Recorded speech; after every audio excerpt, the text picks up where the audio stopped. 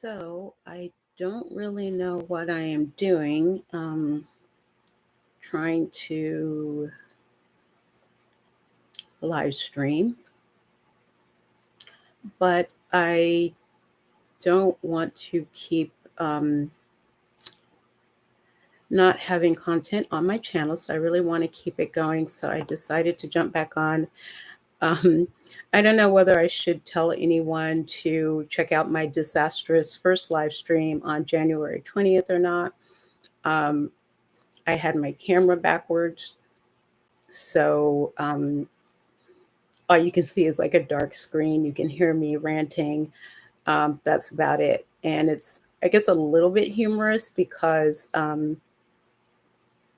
what you see, the way that my camera was set up and the way that it was clipped onto, what do you call it, a tripod, that was actually covering the camera that I thought was pointing at me. So it was pretty terrible. But I keep trying, put the message out that I wanted to put out. Um, Couple of things that I wanted to talk about today. The first is how thrilled I was to see President Trump blasting these California Democrats to their face. That is so needed. It's something that I've so wanted to do myself. For those who don't live here, like, it's hard to know how bad it is. Um, just how corrupt it is, how bad it is, how incompetent it is. It's just so bad. And I've been dealing with this. And of course, I'm one of these people who, I was talking to a friend of mine yesterday, and he was one of the first people that I argued with about COVID. And at the time, like, deep down inside, I knew that I was right. I knew I was right. Um, and he was arguing with me, and he's a smart guy, very educated, but for some reason, he was not, he wasn't reading it the same way that I was reading it. And I mean, I've never thought of myself as being particularly smart, certainly not smarter than any particular person or anything like that. I just try to work hard. I follow my instincts. And that's, I'm not trying to compare myself to anybody or play the intelligence Olympics or anything like that. I do the best that I can. And a lot of, everybody knows at this point, a lot of people, they were very emotional about COVID and how things should be handled. And at the time, I felt like, what is this? Like, why am I the only person that can see what it is that I see? I still don't know the answer to that question. All I can say is that maybe 10 to 15 years ago, I thought everybody could see things that I could see. And what ends up happening is, if other people cannot see the things that you see, and you're right, you just seem like a crazy person, which I absolutely hate. So I don't like seeing me like a crazy person. So, we had many conversations, um, and I don't really know. I'm going to go out on a limb and say one of the things that makes a person smart um, is their ability to, like, learn and admit that they learned something new and apply the things that they learned without having to sort of hide from having been wrong or not having seen things coming. There are many times where there's something that I don't see coming, and I'll just be like, you know what? I did not see that coming. I didn't see that one coming. I didn't read that one correctly.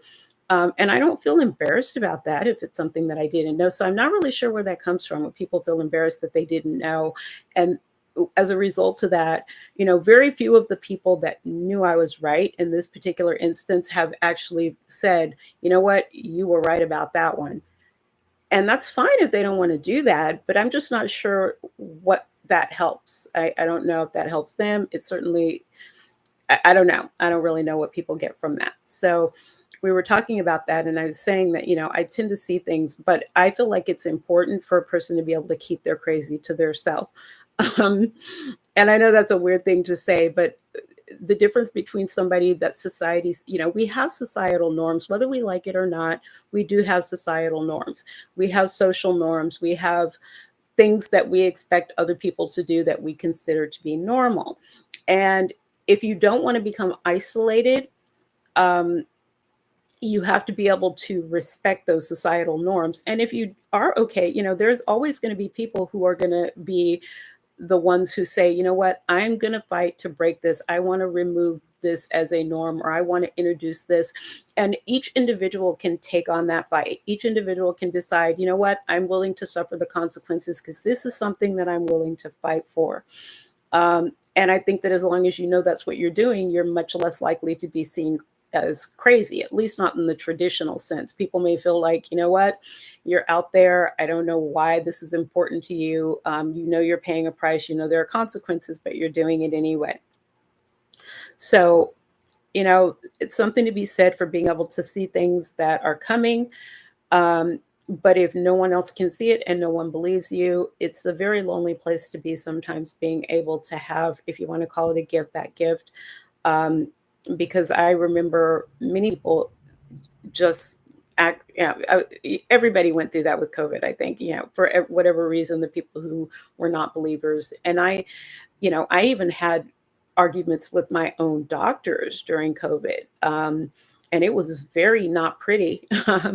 I don't know whether they were buying it or not, but I was like, we're all dying. Everybody is dying. We're all dying. We're slowly dying one way or the other. Some of us are closer than others. Some of us are closer than we know. We all are going to die. Some people are going to die by accident in an untimely way. So I'm like, why do we have to take all of these extreme measures to prevent dying? Like this is you know the it didn't make any sense to me. And I would argue with doctors about that. And I still argue with doctors about that when it comes to different types of treatments and, whether or not a person should have surgery. It's like, why can't you just live your best life and do what's comfortable? And that doesn't mean that you're not doing all that you can, but sometimes things are risky. And you have to choose one or the other. How much risk do you want to take? Anyway, let's get to the topic at hand. Daily Wire. What's going on with the Daily Wire?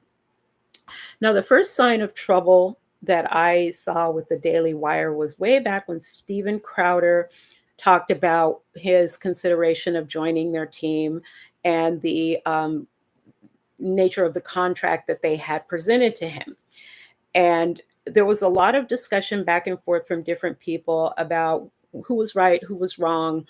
Um, and if I remember correctly, Steven Crowder never said who the company was that he was talking about or that he was criticizing. But for a lot of people in that industry, it was just obvious that it was them. By the way, that was not obvious to me at the time. Um, but over a period of time, people just kind of started saying, well, we know that it's Daily Wire. Um, and then eventually Daily Wire came out, and they admitted that it was them, and they defended, what they had done. And at the time, I didn't really think much about this. One thing I can say about Steven Crowder, and I think that a lot of people, maybe they missed the point that he was trying to make, and maybe they didn't. I'm not really sure.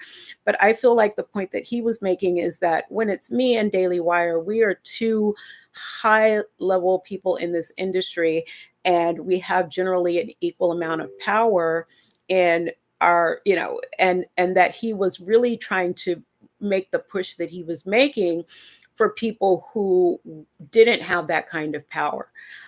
I'm not sure if that was the point that he was trying to make or not, but I think once I get to the most recent story, which is not the only other story having to do with Daily Wire, um, I think that the the point that he was trying to make was a good one, but it wasn't as much of a criticism of the Daily Wire as maybe he thought it was. But I'm not really sure. In any case, he decided to stay on his own. If I'm not mistaken, he didn't join the Daily Wire, and I kind of felt like this was an overreaction in general. I think that the Daily Wire has done some good work. I like some of their content creators. I don't like all of them. Um, and so I kind of just followed along, and I could see that they were getting bigger and bigger and bigger. And I like some of the documentaries that have been done. Um, I thought that it was a entertaining way to present difficult and controversial topics. I know some people were not entertained by it, but I found it to be entertaining. Um, And for what I thought they were trying to be, which was an entertainment sort of media company, I thought it works for me. I liked it. Um, then came the Candace Owens situation with the Daily Wire. Now, I think it's perfectly normal for people to outgrow um, those types of jobs and those types of situations like that. But it seemed as if the Daily Wire was not really handling it professionally as they should. And maybe I'm wrong about this. I'd be curious what other people think, what other people say. But when Candace left, one has really revealed um, the actual reason that she left. If it was just a contract expiration, um, I don't even know why that needs to be a thing at all. I think that for some of these people who already have a giant, larger than life um, brand or personality, it really makes sense for them to go out on their own if that's what they want. There are some people who are employees and there are some people who are entrepreneurs. There's nothing wrong with either of them. One of the things that kind of bothers me about the sort of socialist mentality when you hear people say, well, the people should own the means of production. I mean, not everybody wants to own the means of production. Some people just want to come in, take care of their task, not have any risk, collect their paycheck, and be done. Um, and then there are other people who really want to innovate, push the boundaries, step outside of the box. And I don't think there's anything wrong with either one of them. And I'm not sure why people act as if, for example, Candace leaving the Daily Wire was anything of it. Isn't it kind of like leaving a job and going to start your own company? People do that all the time. You know, people who want to do that all the time. I've known people who've done that, um, you know, because they were unhappy with where they were and they went and wanted to do something totally different. And I've seen some people leave a job and go start a business doing the kind of work that they used to do at their job. My sister is one of those people. She worked in human resources for years and years, and she liked what she did, but sometimes the internal workings of the company were not exactly, well, it's just like you would expect it to be in the corporate world. And she went and she started her own human resources consulting firm. She's doing great. She loves it. She definitely likes it more than she liked working inside the company. So people do those kinds of things all the time. It doesn't necessarily mean that there was anything wrong with the experience that you had. It just means that you outgrew it and you want to try something new. You have greater goals and aspirations. And so the only thing that made it noteworthy or controversial, I think, was the sort of, I don't know what happened with Candace Owens and Ben. I think it had something to do with the conflict in Israel and Gaza. Um, but I also feel like that was not, it, it was unprofessional. When you have commentators, like all of the people at the Daily Wire, these people are not just news people. They're not news people at all, really. They're commentators. They're commenting on the news. So it's kind of expected that there are going to be people with different opinions. And I remember right before Candace left the Daily Wire, she was planning to take a trip to Gaza. Not only is that very brave, at least I thought it was, not everybody is willing to step into a war zone, um, regardless of the reason. It's certainly not not the safest thing in the world to do, even if you have the standard protections in place. Um, and as far as I know, that trip never happened. And I just don't know how you get a better sense of a person's integrity and what they're covering and what they're commenting on than their willingness to put feet, boots on the ground where the news is happening and see and report it for themselves. So again, I don't know if that trip ever happened. I do follow her show. Um, and I feel like if it had happened, I would have known that it happened. So if I did miss that I'm sorry that I didn't. But as far as I know, that didn't happen. Um, and it just didn't make sense to me that the Daily Wire didn't want to see that happen.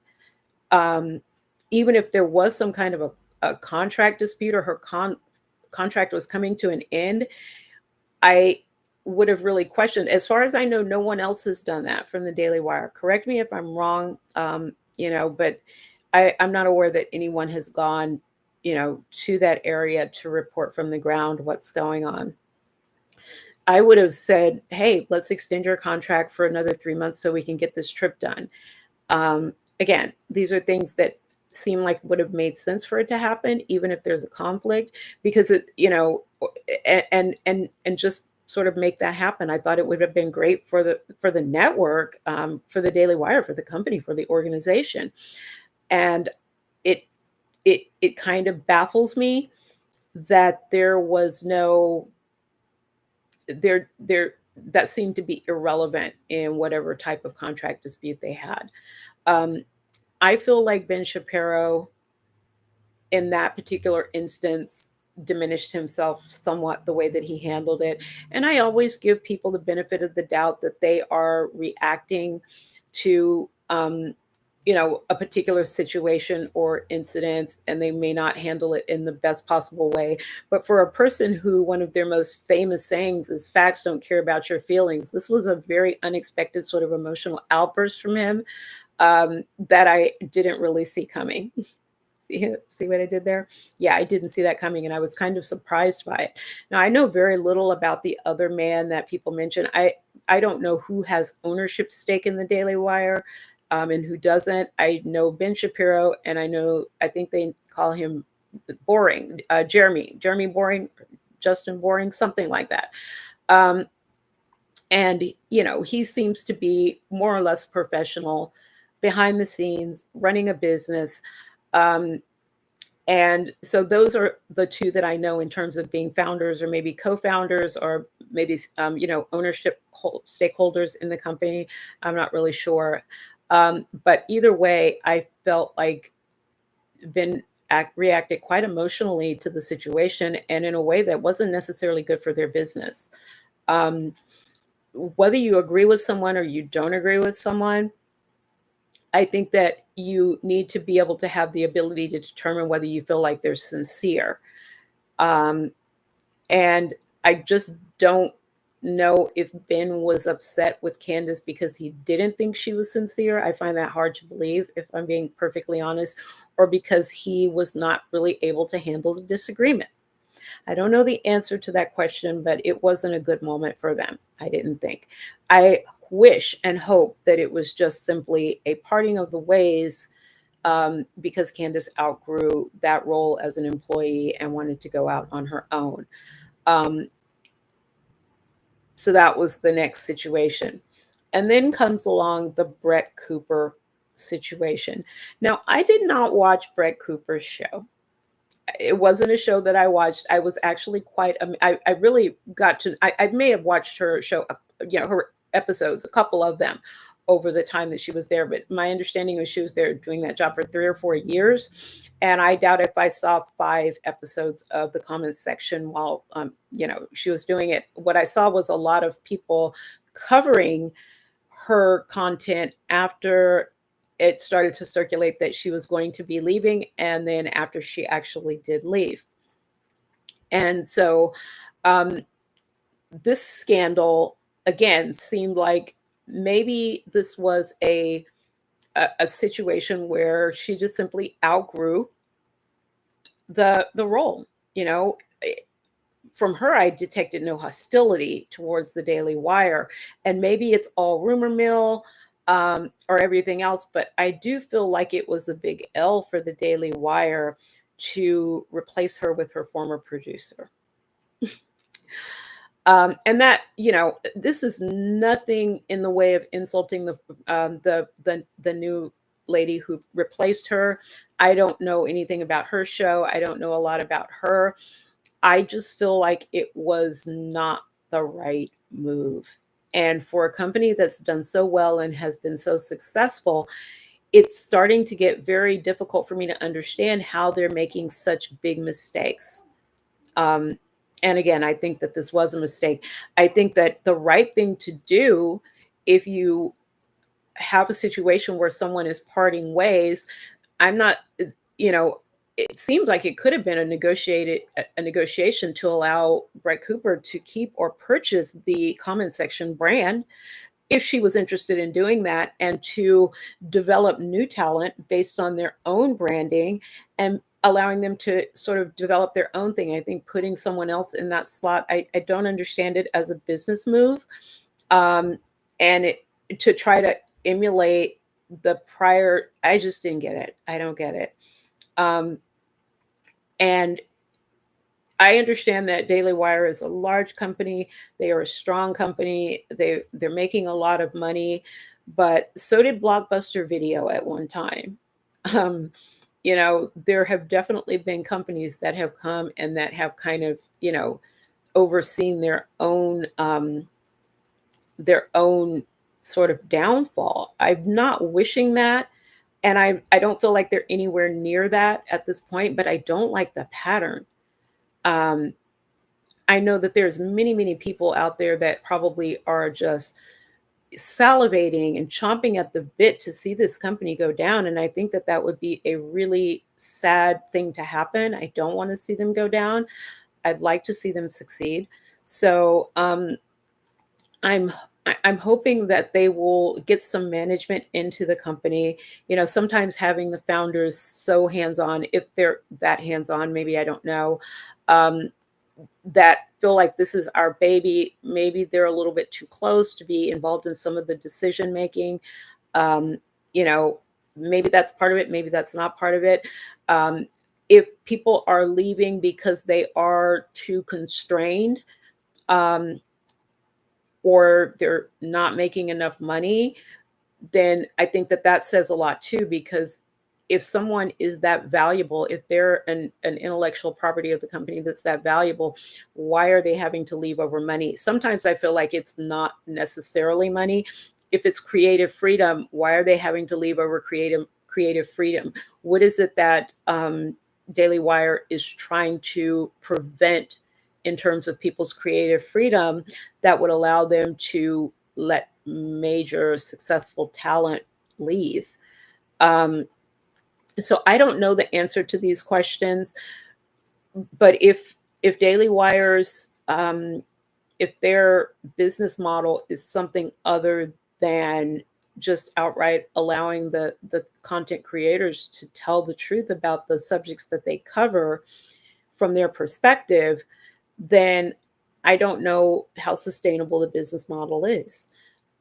Or when some of the companies that I worked for, there's a couple of them that come to mind.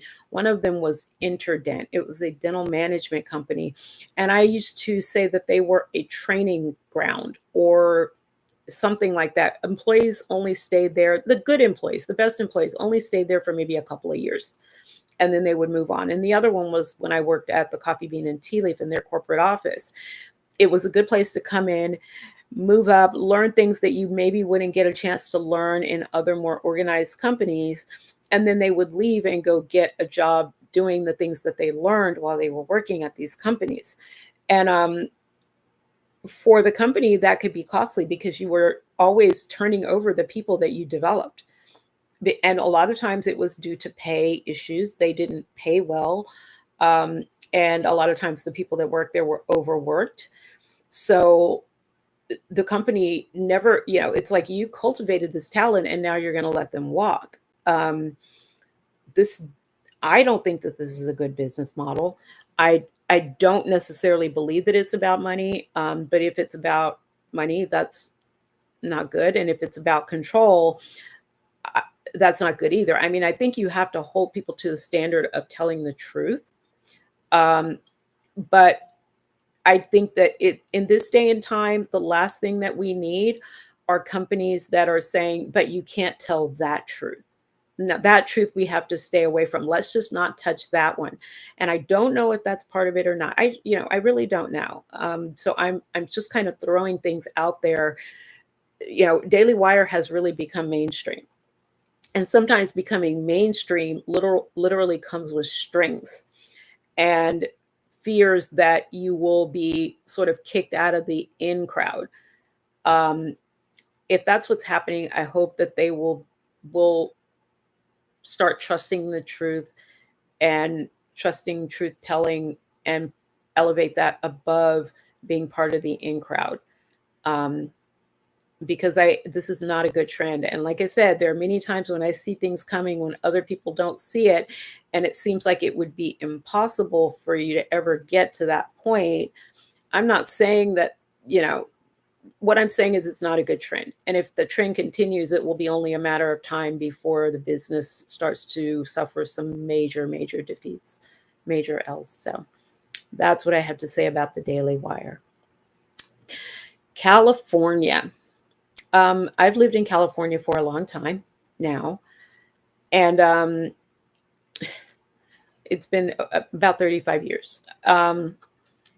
And it's as bad as it looks. It's very, very corrupt. And I was so happy to see Trump um, telling them like it is, saying it straight. Karen Bass, Gavin Newsom, I think it was Congressman Sherman, Congressman Lou. I don't know if he actually said anything. Um, this was good to see. California is corrupt to the core. I tell people all the time, my clients that I advocate for in court, it is it's I don't want to say hopelessly corrupt. I don't know how to fix it. There's a couple of things that I heard Donald Trump say. President Trump, he wanted voter IDs and water. Those are both really good. But it's not enough. I would love to see, I don't even know. Like, there's so many problems. Like, corruption ruins everything. A lot of the things that they do here, they are intentionally corrupt. So it's not all incompetence. When you're corrupt, you need incompetent people to carry out your corruption. People who don't have the self confidence or even the knowledge to say no to some of these things, are people who know that it is only through being propped up by these other people that they are able to accomplish some of the things that they accomplish. So, I hear the things that people are saying about Rick Caruso, but I was door knocked by Rick Caruso, and mm-mm. I cannot get past the politicians that are cowards. Would he be better than Karen Bass? Yes, obviously. I don't even believe she won. I am just like a full-blown election denier, and I'm proud of it. I don't feel like should have to go out and prove. Keep in mind, with all of the laws in place that are there to prevent you from proving anything, when it comes to elections, I don't feel like I should have to prove that something went wrong. I feel like they should have to prove that it went right. And they don't even try to believe it. They don't believe that they should have to show that. And so I choose not to believe it. I don't believe that a lot of these people that we have here in Los Angeles and in the entire state of California were actually elected. Um, I don't believe they won their races. And how would you know? Like, you could be like, well, you have no evidence that. Well, I don't care. I don't care that because you're talking about people who get booed everywhere they go, you know. Oh, and I guess there's also the idea of defining what it means to get elected. If 3 million ballots were harvested and filled out and it wasn't actually chosen by the people, regardless of whether that kind of nonsense is legal in the state of California or not, that doesn't mean that that person was elected. So I don't believe that these people are getting elected. I just don't. And I believe that there is enough people in California who are so disgusted with the process and just are so they've given up, they've thrown up their hands, that there are many, many more ballots to be harvested than people know. Um, and I think that there are probably, I think it really comes down to whether or not there's anybody who's willing to pay to have things swing in their favor. And it has to be that way, because if there's no one who's willing to pay, then how, you know, what's the point? Um, Eventually you lose your ability to make money off of your fraud and your corruption. So it has to be, if somebody can get what they want and they didn't have to pay for it, you know, I think that I think it's completely corrupted. Um, and convince me otherwise. I don't have to believe these people anymore. And I think that anyone who chooses to do so is crazy.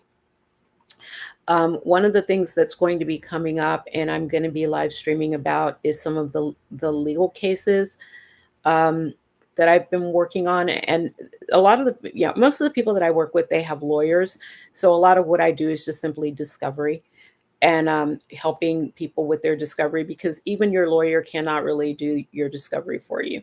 Sure, they can put in all of the objections, and they can put in all of the legal language and that kind of thing, but individuals have to do the discovery themselves. It's under oath. Your lawyer cannot swear to your discovery. And for those of you who don't know what discovery is when you turn over evidence prior to trial.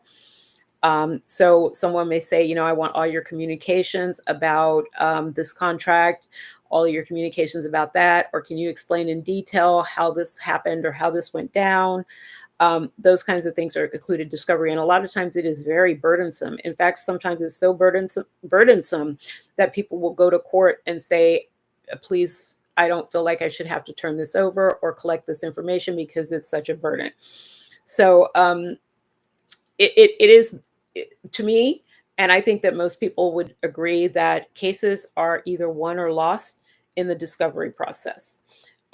Depending on how things go in discovery, that will dictate what type of settlement you're going to get, a settlement offer anyway, that you're going to get from the other side. And it will really determine how cases are won or lost. And anyone who has any kind of sense, whether it's a lawyer or a company or anything else, they're going to do their pre-investigation, if they expect to be sued or if they have recently been sued, and they're going to decide whether or not they want that discovery getting out. And technically, once you turn it over, it can potentially get out unless you have some kind of agreement between both sides not to let it out. And sometimes it gets out anyway. Um, but it's not something that is originally put into court. It's something that's exchanged between the parties. Um, and so once it's out, it's out. And I think that most lawyers do a relatively good job of keeping it confidential, at least until trial. Those things that they maybe don't want to use or they're not going to use in trial if they get to trial. And keep in mind, only a handful of cases percentage-wise ever get to trial. So I'm going to be talking about some of the things that I'm working on and the corruption, the outright corruption that I have seen in courts, because I'm sick of not talking about this. It's in California, they have a way of making you feel like you just didn't understand, or, well, your remedy is a pill. This is a bunch of nonsense. It's a lie. And they act like time doesn't matter. An appeal takes about 2 years, maybe longer in the area where I am. The first thing you'd have to do is wait to file your notice of appeal. And then after you file your notice of appeal, then you've got to file notice designating record on appeal. And then you have to jump through all of these hoops and pay money for transcripts. Even those people who have fee waiver, if you have a fee waiver from the court case itself and you're trying to appeal, and you need transcripts from court reporters, there's like an absolutely absurd process that you have to go through of asking the court reporter to waive the deposit on the transcripts. And then you have to file a request with this reimbursement board to pay for the transcripts. That process can take 3-4 months, and you still may not get it, even though California Supreme Court has said that you're entitled to transcripts if you can't afford it. So they're looking for a way to make you fall through the cracks, and they will take it, and sometimes they'll force you through the crack even when you haven't made a mistake. Again, the corruption is off the charts. So then after that, then once you get all of that done, then you have to wait for the transcripts to show up. And once the transcripts and all of the record from the trial court shows up to the appeals court, which can also take another additional 6 or 7 months, depending on how long the case was litigated. then they will send out a briefing schedule, and they will let you know when the appellant's opening brief has to be filed, and when the respondent has to respond to that, and then when the appellant can reply to that.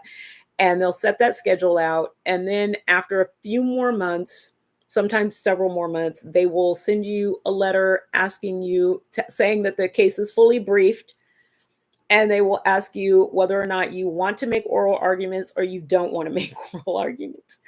And if you do want to make oral arguments, it'll be another few more months before they set the oral arguments, and the oral arguments will be a few months away from that. So now you're well into a year.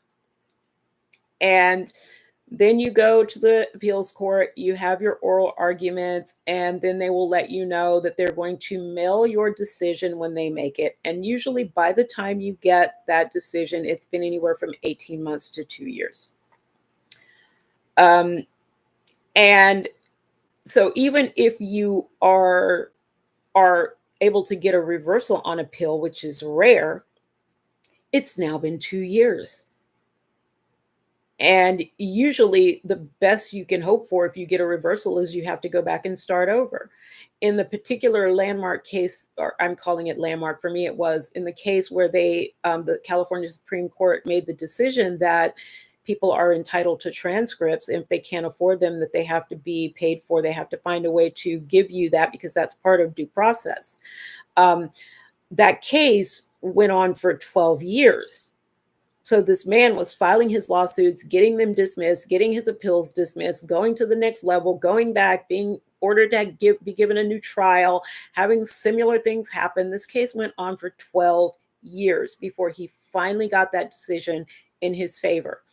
So these people, again, acting like time doesn't matter. I'm sick of it because in many cases, the law is very, very clear. I have a case right now where you have a plaintiff who's trying to get a jury trial, and the defendant is arguing against the jury trial. Well, the California Constitution does give people a right to a jury trial unless they waive it. And in this particular case, not only did they demand a jury trial in their original complaint, but the previous attorney posted jury fees. So they put up money for a jury. At the time, they didn't have a fee waiver. Now they do. But again, jury fees have already been paid. So you got this defense counsel arguing that they're not entitled to a jury trial, and she's citing a statute. And the statute that she's citing has to do with waiving a jury trial. And they haven't waived a jury trial, and they're standing right there in court saying, we do not waive our right to a jury trial. And the judge continues to act like she doesn't know that this is well settled in the state of California. Why? I don't know. I have no idea, but this is the kind of stuff that they do. And what would normally happen in a case like this is they would convince the people who are demanding a jury trial that they are in fact not entitled to it for one reason or another, and then get them to agree to a bench trial, in which case they actually have one. They'll just do things like, well, it looks like you are not entitled to a jury trial. This would be my impression of a judge manipulating a litigant. So, I mean, what we're going to have to do is we're going to have to just go ahead and set this for a bench trial.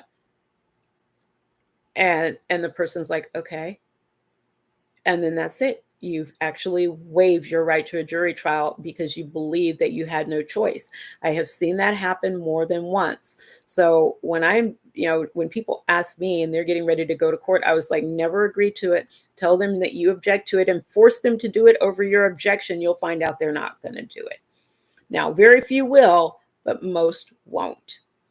And if you got one of those really good manipulative judges or opposing counsel, they will set a continuance. They won't set you for a jury trial. They will continue it and try to wear you down some more. So my next live stream, I'm going to talk about one of the cases that I just completed. It was an unlawful detainer, a very ugly, ugly case. This person also had a lawyer, but I was helping them early on and did help them find a lawyer, which is, I don't even trust people, like going to court without a lawyer, it's not risky because you don't know.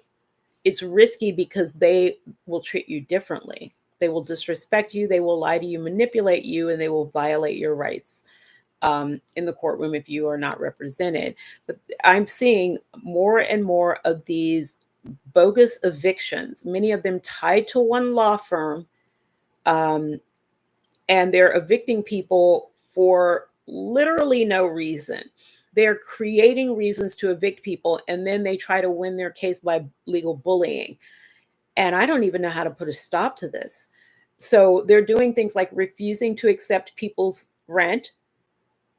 Um, and we're not talking about people who are late for their rent or people who are not paying their full rent. They just simply give some reason or excuse for why they won't take it. And then after the person becomes behind on their rent, they give them a 3-day notice saying they didn't pay the rent. These are the kinds of things that I'm seeing. Or the landlord will, just start. I think that they're using other tenants, and I don't know what their preferences are exactly, but they'll, all kinds of complaints. And it seems to me that these complaints are petty, or in one case, I actually saw the trial. I got to sit into part of the trial. This poor woman she's being harassed by her neighbors, and she seemed to think that they were working with the manager of the apartment, that they had kind of ganged up on her. It certainly sounded like that. For example, she was complaining to the manager, the building manager, that people were leaving trash in front of her building, that they were letting their dog poop in front of her door, in front of her door. And the manager would say, well, we checked it and we didn't see anything. So she put up a camera and she caught them doing it. She caught the neighbors, letting their dog go in front of her apartment and leaving trash out. And she brought that to court. She had that in court with her during her unlawful detainer trial. So I'm like, why are these people getting allowed to evict her? But the problem is, in an unlawful detainer case, the only thing that you can win or lose is possession of the property. So I'm like, does she even want to stay after all of this harassment, even if she wins? So in a way, it's a win-win for them no matter what. And it's very, very dirty. It's very corrupt because there's not really an opportunity for the tenant to get damages from them after they go through this. And it's a very uncomfortable feeling to be living in a place where you have that kind of conflict with your landlord.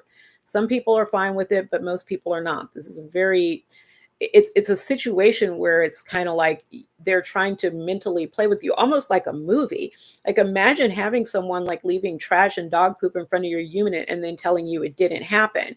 And when she put up a camera and caught this on camera, they told her that she wasn't allowed to have a camera. I mean, you cannot make this stuff up. So I'm seeing some terrible things going on in LA. People that have lived in the same place for a long time are being evicted for cause, quote unquote, because they're rent controlled and they want to be able to rent them out for more money. Different things like that I'm seeing. And it's absolutely a mess. So I'm going to go into detail about some specific cases that I've seen. I did have one video that I made about a man that I helped, a gentleman, where he was evicted. He made a settlement with them because he wasn't getting along with the landlord and he was perfectly fine with moving. So they agreed on a move date. They were supposed to give him back his deposit and they wouldn't give it back. He had to go back to court 3 times in order to get the court to force them to give him his deposit back. Meanwhile, he's homeless. And they wonder why we've got a homeless problem. He's homeless while he's waiting to get his deposit back so he can move into a new place. I mean, it's however corrupt you think it is, it's worse. It's worse. And I don't know how to fix it, but I don't want to give up, but I don't know how to fix it. Okay, this live has been 45 minutes. I think that that's long enough. And I'm going to end the stream now, and I will see you on the next video.